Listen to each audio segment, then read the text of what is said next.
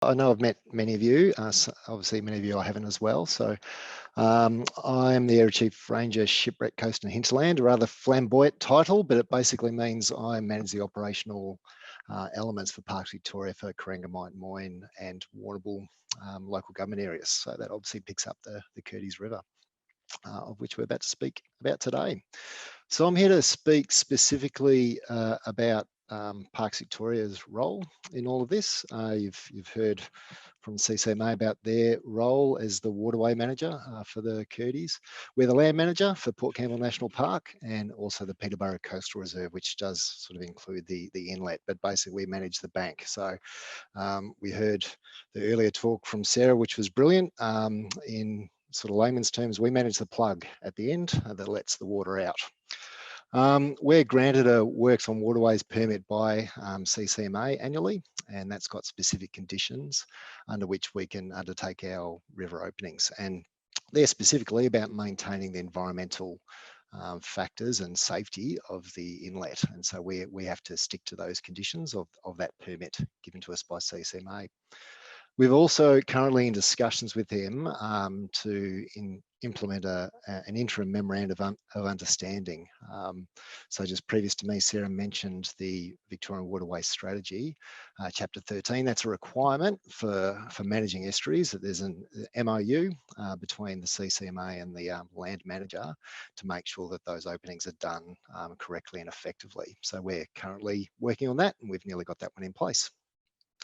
And I thought it was important just to mention at the bottom of the slide what our priorities are when we're opening. And the first priority with any work that we do is the safety of our staff and contractors when we're doing works. Also, as I mentioned, we have to be compliant with our permit conditions. That's a requirement under the Water Act. And obviously, the intention of the openings is protection of public and environmental assets. So I'm going to take you through the process of how we do it. You got the flow chart from Sarah. I'll give you the practical element of how we do it when we're coming up to doing a river opening. So we monitor it all year round. We're regularly checking that sight bar under the bridge or height bar under the bridge. And around about 1.2, that's when we start talking with CCMA. And it's rather than a flow chart, I like to see it's very circular. We start discussions early with CCMA so they know what we're thinking and we can support each other through the process.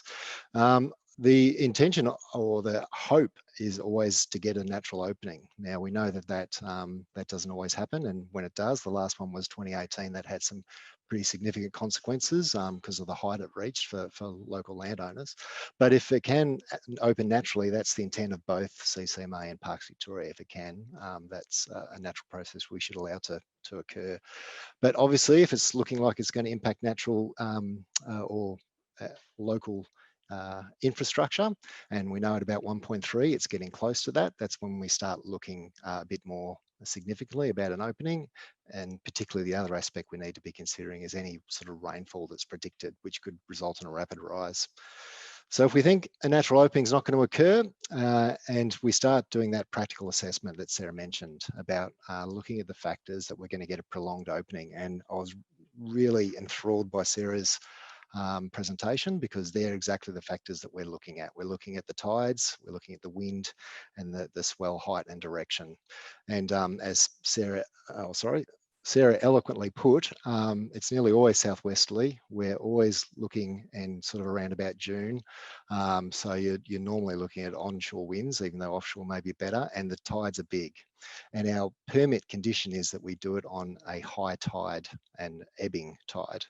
And that's due to the environmental factors, that if we do it at low tide, you could get a big rush of water, lose a lot of oxygen out of the system quickly and cause the impacts that Lance was talking about. So that's a condition of ours, that we have to do it at high tide and ebbing.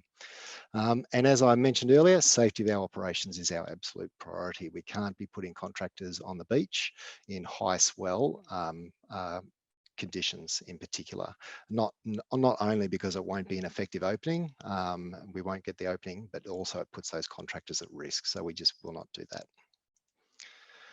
Once we've done that assessment, we again, we've been liaising with CCMA through that. Then we'll provide an assessment of whether we think a prolonged opening is likely. And that's when CCMA will arrange that water testing, as Sarah mentioned, and that can take a couple of days. But we work our timing to make sure that we're a few steps ahead of when we think the opening will occur, or a few days ahead, to allow for that water testing to occur, and which then goes through the EAMS system, as Sarah mentioned. Once we get authority from CCMA to do the opening, then we have to reconfirm, is it still practically suitable to open? Was our forecast conditions meeting what we're seeing, and can we go ahead and do the works? And then we've got a series of on-site sort of pre-checks and safety assessments to make sure that we can do it safely. And that's when we'll do the opening.